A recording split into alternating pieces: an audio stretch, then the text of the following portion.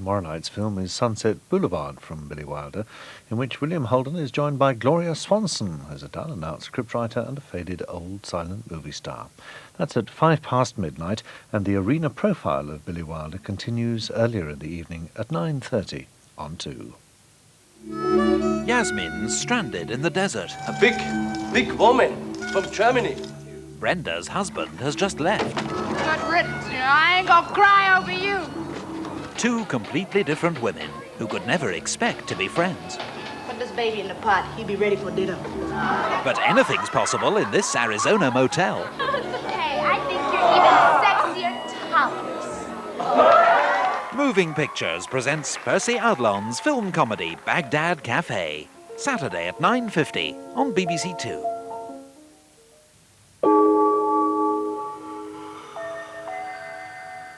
And now on to Geoffrey Archer and Tony Banks burrow behind the headlines.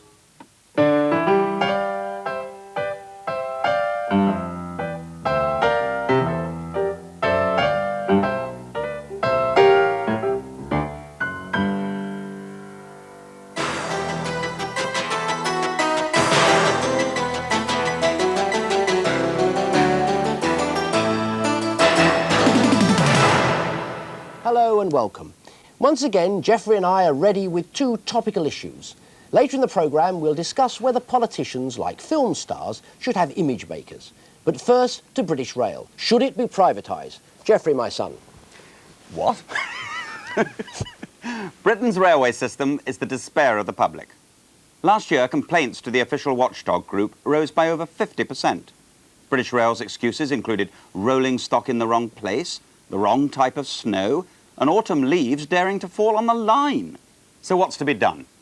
Soon after John Major became Prime Minister, he asked his Transport Secretary to draw up plans for selling the railways.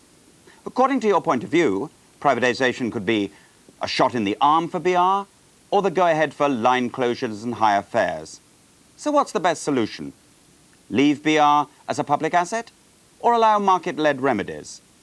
We're joined by Oliver Letwin, head of the privatisation team of Rothschilds and author of the book Privatise the World, and Stephen Joseph, director of Transport 2000, who campaigns for an improved transport policy.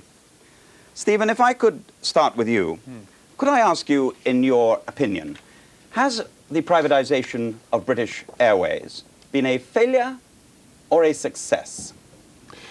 I think that British Airways has actually helped in the private sector. I think it's done good things for its customers.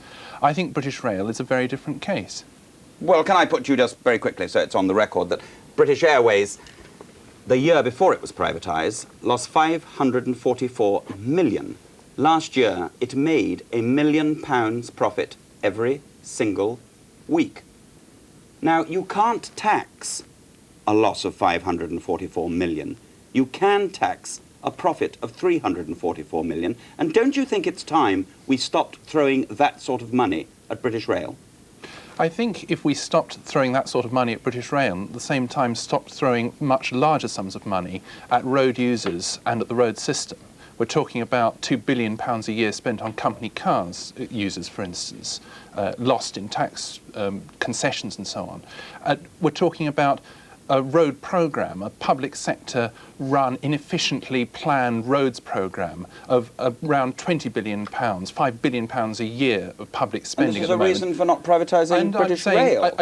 What I'm saying is that that as long as you start talking about if you're starting to talk about a market-led transport policy, then you should start applying it to all sectors and not just concentrate on British Rail.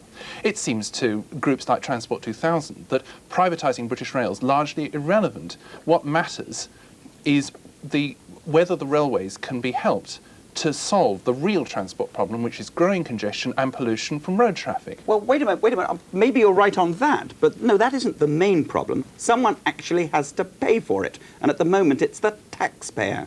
Do you think civil servants should get out of the way and let people who really are good at running companies get hold of British Rail and do what they did with British Airways and what they did with long-term coaches. I think that British Rail, if it were actually allowed to run itself as it wants to run itself, was allowed, for instance, to borrow on the open capital market. Who's going to lend money to the British Rail if it's run by people who've never been in business? British Rail is a very successful business. It's the most financially efficient railway in Europe. Unfortunately, it's your government, Mr. Archer, that's insisted on setting completely unrealistic financial objectives for the railways, insisting that it reduce subsidies, insisting that it can't invest in clearly profitable activities. Insisting it can't waste taxpayers' money. Tony. Oliver Letwin, it's going to come as no great surprise to you because you're a prospective parliamentary candidate up against Glenda Jackson in Hampstead.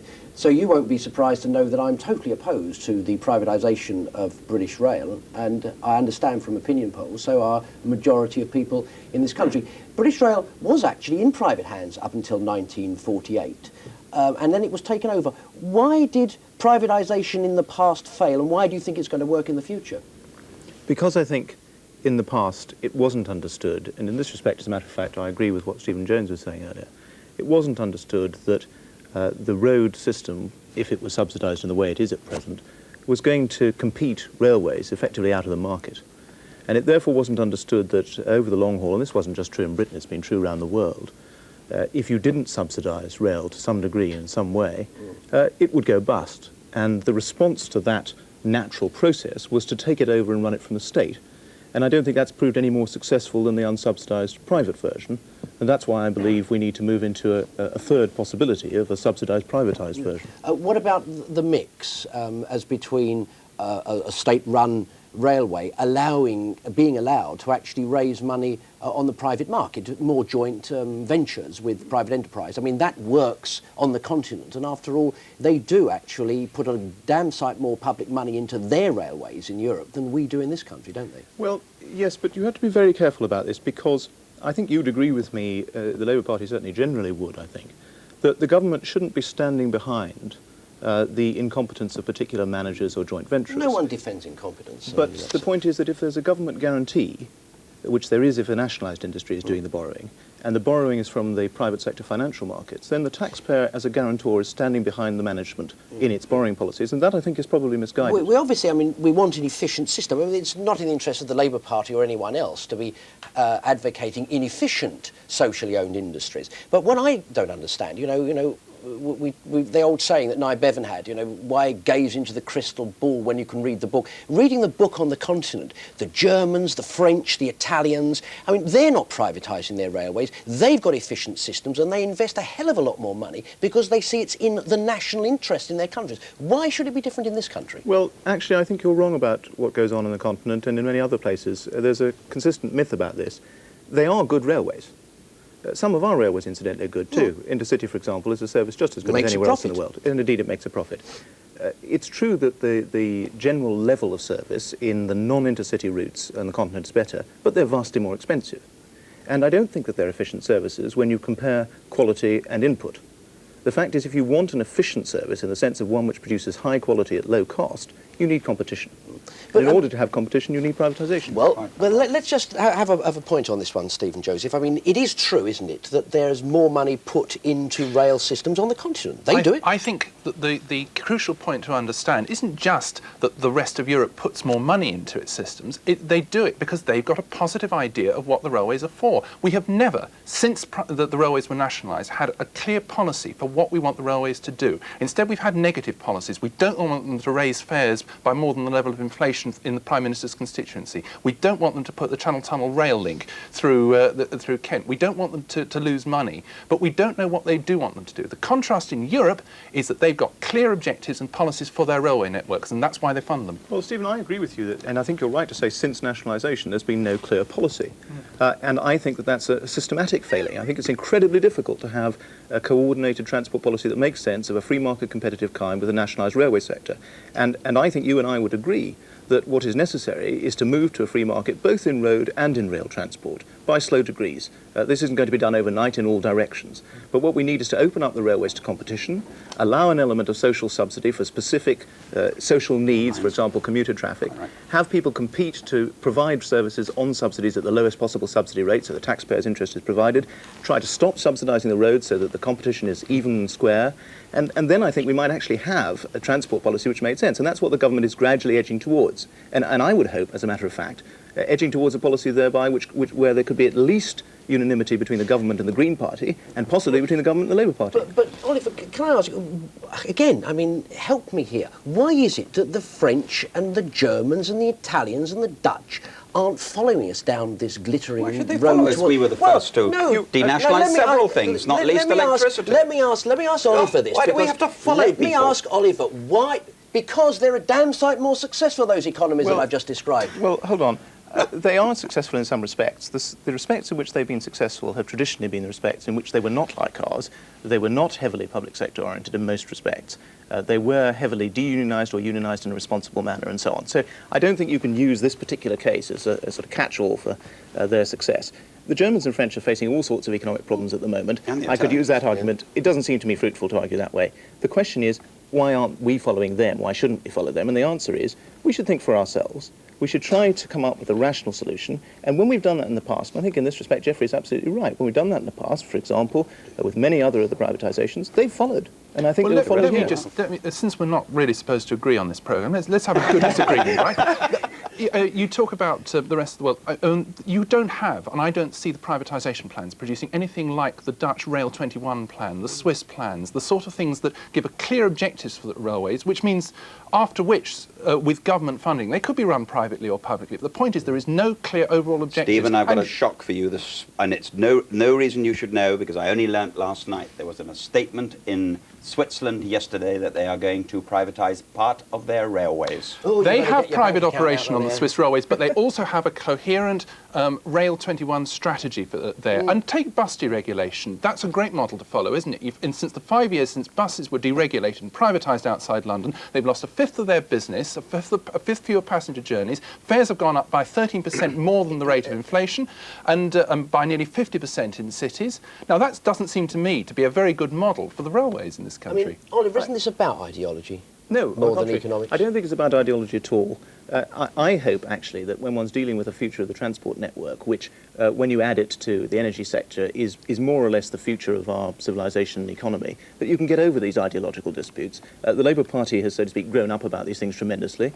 The Tory Party is not in a particularly ideological frame of mind at the moment. It seems to me there's plenty of common ground here. We ought to be able to agree that we can establish a proper competitive system. We ought to be able to agree, and here I'm afraid I have to agree with Stephen Jones, rather disagree. We have to have a rational policy of subsidies for specific sectors, and we have to have people competing to provide them at the lowest cost. I don't see why that need be a political ding-dong. How, for example, are we then going to keep open those uneconomic lines, those ones that serve rural communities? Who's going to do the subsidising? Well, let's take some examples here.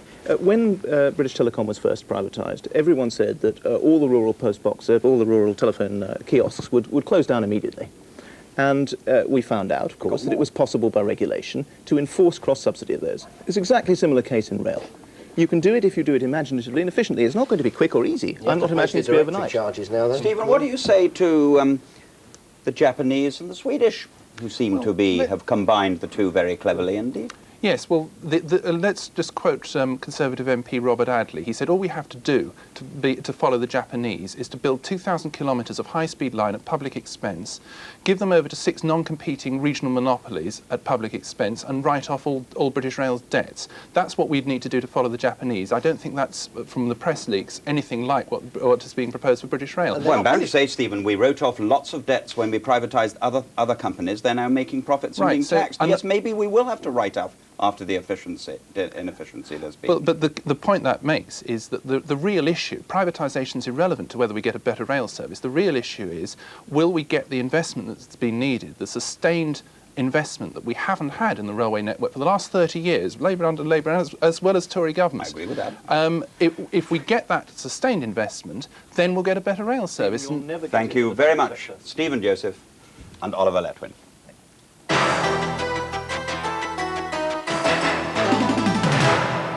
You know, one of the issues that we didn't really get into, and because you never can in these short debates, I suppose, is the environmental argument as well. Why, socially, I think we should be putting more money into the railways than we should into roads in order to sort of cut down environmental pollution. I don't disagree with putting more money into the railways, but I don't see why it should always be the taxpayers' money. I don't see why it should always be the people's money. If it's possible to make a profit and combine, I don't hear people complaining environmentally about British Airways. Yeah, but the only thing is, I mean, there's a difference here. I mean, British Airways is competing in this country with a large number of international carriers. British Rail isn't competing and will not be competing with a large number of international carriers coming into this country. It's just that I feel that if we were to free British Rail and allow them to get into more cooperative ventures with private enterprise, perhaps they could make more money for us all. The combination of both would be ideal. Well, I'm glad to hear you're coming towards that. Yes, but I wish the government would, because ideologically they seem opposed to it. Anyway, I think not. we must get on to our next subject. Image makers and their effect on politicians. How important do you think it is for our leaders to look good and act like they've got a hotline to God? For many politicians, image consciousness became even more important with the televising of Parliament. As a result, a lot of MPs are now colour-coded, power-dressed and bewigged, would you believe? And the party leaders are advised on their clothes, their speech, their body language, hair, shoes, friends, and even their hobbies. And I don't believe that, but I'm assured it's true. And it's all, I'm told, to make them appear more natural. Unsurprisingly, as we move closer to that election, the image merchants are working overtime. But is it really necessary? Our guests are Piers Brendon, the political historian, and Brendan Bruce, former Director of Communications at Conservative Central Office and author of the forthcoming book, Images of Power. Let me just say, Brendan, I find it rather distressing as a Member of Parliament to be rated only slightly higher than cockroaches and journalists in the great chain of being. And I think it's because a lot of people believe that politicians are sort of natural, inveterate liars. If you're packaging these people, aren't you really sort of reinforcing that public prejudice, as it were, towards politicians? No, I don't think so. Politicians tell lies because they're human beings, not because they're politicians. And image makers don't tell politicians to tell lies because it's foolish. If you have a problem which can not be solved by telling the truth, then say nothing, and that will be the advice of any reasonable image makers. Lies get found out, and that's why so many politicians get that reputation. Yeah, I'm not actually sort of suggesting that they all tell lies. The old joke, you know, how do you know when a politician's telling lies? Answer, their lips move.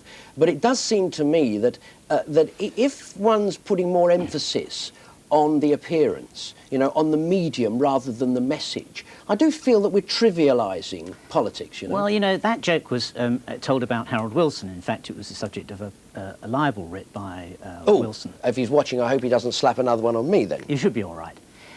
Wilson's a good example of image making where it communicates something to do with ideology and politics.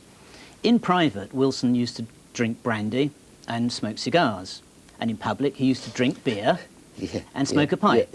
Now, is that lying? You see, I was brought up by Catholic priests, and they would say that's lying by omission when you don't say something. But I mean, that isn't necessarily something that was told to him by a fixer, as it were. I mean, this was just Harold being his normal duplicit self, you know, and that's Harold. But you see, I mean, for example, Paddy Ashton, I understand, likes a fag, That's but right. he won't let anyone be seen going, you know, won't anyone see him buying them, and he won't be seen smoking.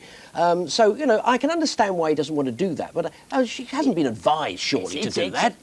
Well, he probably will have been advised, because it's giving a bad example to young people to see, you know, leaders smoking on TV. But you've got to remember something about politics. It takes place in an artificial way, in an artificial medium. There's a lot of theatre about it. It's on TV. Now, Hollywood learned a long time ago that it takes a tremendous amount of artifice to appear natural. And you need that kind of You have to rehearse those spontaneous asides. We're all made up sitting here. You look very sweet as right? well. Thank you. I mean, I return the compliment. If we went out in the street, people would look at us rather strangely, perhaps, but we actually need it because of these bright lights and the way an electronic camera works. So a certain amount of artifice is produced by the medium we live in. Sure. Geoffrey? Piers, would you accept that Michael Foot lost a lot of votes when he stood at the cenotaph wearing a duffel coat? And don't you think it might have been sensible if he'd taken his wife's advice and wore something a little more appropriate? His wife said apparently that he was rather well dressed at the time for him. Yes, of course, I'm not suggesting that one shouldn't try and look one's best. There's nothing wrong with that. What my objection to the whole thing is that we're not talking about brainwashing, which is a sort of intellectual rape. We're talking about image making, which is intellectual seduction, really. And what's happening, I think, increasingly, is that the image makers are determining the way we look at politicians. If you go back in history, you go back to someone like Gladstone, the Midlothian campaign, he didn't have a lot of PR men. Churchill, during the 1930s, was somebody who was doing something deeply unpopular, which he would have been advised against by any PR man or image maker that was advising him. But, as we all know, Churchill's stand during the 1930s was absolutely correct. Now, what we've got at the moment is totally artificially created characters. Look at Mrs. Thatcher, for example. Nothing about her was genuine as a political figure. I've never heard of her being called artificial. Artificial hair, artificial teeth, artificial voice, artificial... No, there was absolutely nothing. In fact, I'm sure, you know, if you'd looked at her portrait in the attic, she'd never have been elected as dog catcher for Grantham, let alone Prime Minister. But she was elected. I know and she was elected because of the quality of her brain in the end, not to do. She was elected because the Tory party had a great deal of money and they subverted the course of democracy. We won by 101 because we had a great deal of money. You had enormous amounts of money, far more than the Labour Party has got, and this increasing emphasis on PR, on image making, is fundamentally subverting the course of democracy, because the party with the largest amount of money, and this inevitably means the Tory party, because of course they get huge subventions from British industry. But don't you think, sorry, it's not a long speech we need from you, thank you very much. All right. Don't you think this might be described as communication? And don't you think when people have to learn a new process, such as television, it's not a bad thing that a Member of Parliament is shown how it works, where the producer is, where the floor producer is, where the cameras are, how it works, if they're going to try and communicate to people? After all, millions are spent on selling a commercial project. Why shouldn't money be spent, or indeed people taught, how to make the best use of television? Well, of course there's something in that, but I mean it's significant that in America, for example, in 1960, there were 6 PR men in the White House. Under Reagan, there were 150 or up to 500, depending on how you define their occupation. And somebody like Nixon, for example, employed Ron Ziegler, the ineffable Ron Ziegler, who'd been advertising Disneyland. What I'd say to Piers is there's a lot more journalists about. You can't compare 1960 to 1992. The amount of TV reporters there are hanging about the White House now compared to then is no comparison. You see, part of image making is news management, and it's important part. It's much more important than the rather trivial side of how you look. Absolutely. If you take politicians are human and they make mistakes and they have funny ideas like legalising cannabis, you see, and you need all sorts supported by the Independent. You need all and the Economist and the Times. That as a recommendation. Yes. All revolutionary newspapers. They need all sorts of people around them to guide them along the path of righteousness. To stage the news. Larry Speakes, the White House spokesman, talked quite specifically about staging the news. Have you ever heard anything more dishonest than this? He's American. We're in England now. No, but even so, this is what's happening increasingly. It's a good... But Brent, this is a very good point, you know, because what Geoffrey just said, they're American. I mean, to what extent are we importing this from America? We seem our elections to becoming more and more presidential style, more and more spin doctors being brought in. I mean, you've got a lot of experience. I mean, what's happening on the continent? Are they going the same way as we are? They're nowhere near as, advanced, if I can use that word. Yes, to answer your question, an awful lot of this has been imported in from the States.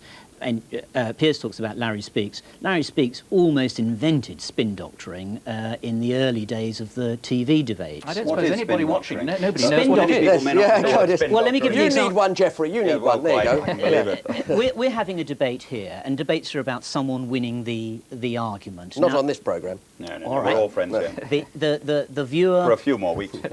The viewer is... allowed to make up their own mind by watching the programme.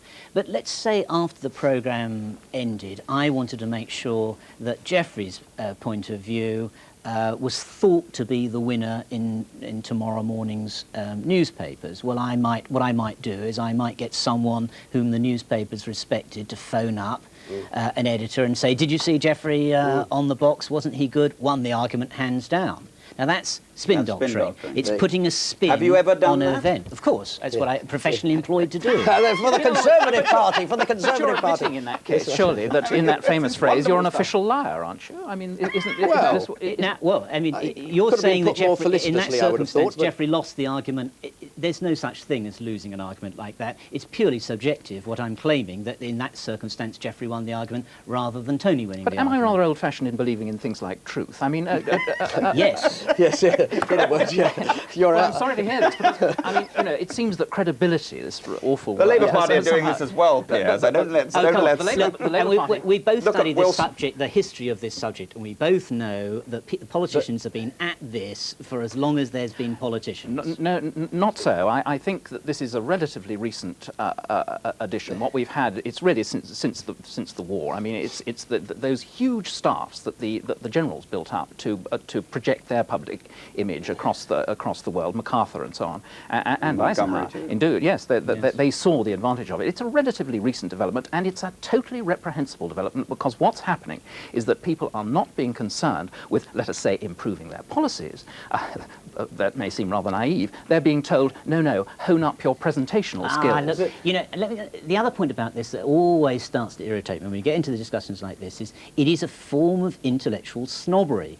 What it's really saying is the poor, dear, innocent people out there are so gullible and intellectually feeble that they can't sort out a wrong 'un from a right 'un. But Brendan, if that is so, then why the hell do the politicians do it then, you see? That's the point. They must feel that they're going to get some advantage. I think if you've got a good case, yes, go for presenting it in the best way. It's very simple. How you look, how you behave, can undermine your message, or it can make it better. Fully accept that. I mean, Bernard Shaw said, didn't he? You know, if you're going to say unorthodox things, say them in orthodox clothes. I can understand that simple point. You don't want to turn people off. But, you know, if people really feel that what they're seeing isn't the real John Major, or isn't the real Neil Kinnock, or isn't the real Geoffrey Archer, but it's an artificial creation, doesn't that make them even feel more cynical towards the politicians? No, they're liars, they have an amazing ability, I think, to get at the truth about then politics. Why go through all of this? Why go through it in that case? No, you're undermining your own argument. I will come back to the point. What you're trying to communicate in politics is the benefit of policy. In order to persuade someone to vote for you, they must think their life is going to be better by voting for you rather than the other lot. What you're trying to do is match up the personality of a party or a leader with the benefits of policy. If a socialist leader, if a Labour Party leader came on in a top hat and tails and then said, what I really want to do is improve the conditions of the working class, how many people in the working class do you think would believe that message? Done this way, I mean, we're heading this way towards 1984, where the whole of reality is carefully it's carefully organised and projected we're living in a world of illusion where we never know what's real and what's false. And they're prestidigitators of reality, aren't they, these people? I mean, they're trying to pull the wool over our eyes. They're trying, in effect, to lie. I don't think... Brendan, I should like to ask you, if you were given the task of improving Tony's image, what would you actually do for him? I mean, other than all this moon spinning. Are you going to charge me, Brendan? No, you won't charge you. What would you do for him? Okay, free advice. I won't charge him. £1,000 a day. He's getting this for free. Actually, I would say that Tony has thought a great deal about his image. Tony's positioning, to use a marketing term, is a kind of cheeky, chappy, street cred Max Miller. And look at his clothes. That's what they say to me. Very good. Well, I'll tell you a few jokes after, Brendan. Brendan Bruce and Piers Brendon, thanks very much indeed. Thank you.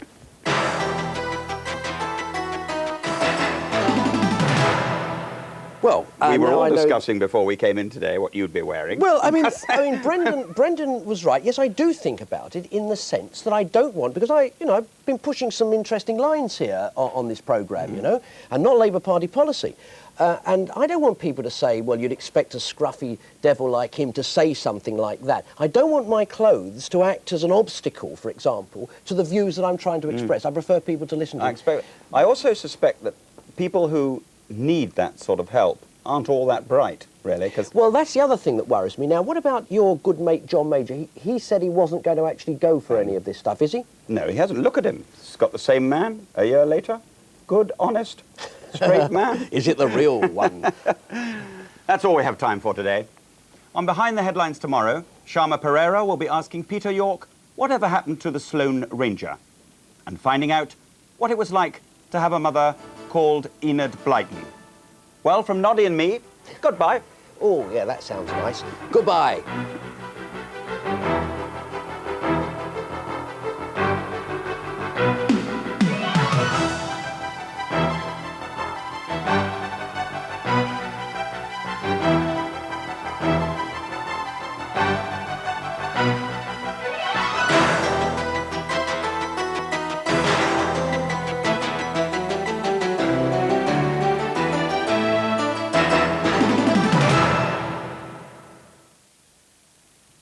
Go, the clock rapidly approaching 2:30.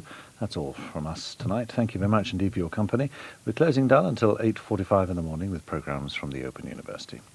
In the meantime, please remember BBC Radio to keep you entertained and informed all night through. In the meantime, this is Mark Devlin on behalf of all of us here working on BBC2 Tonight, wishing you a very good night.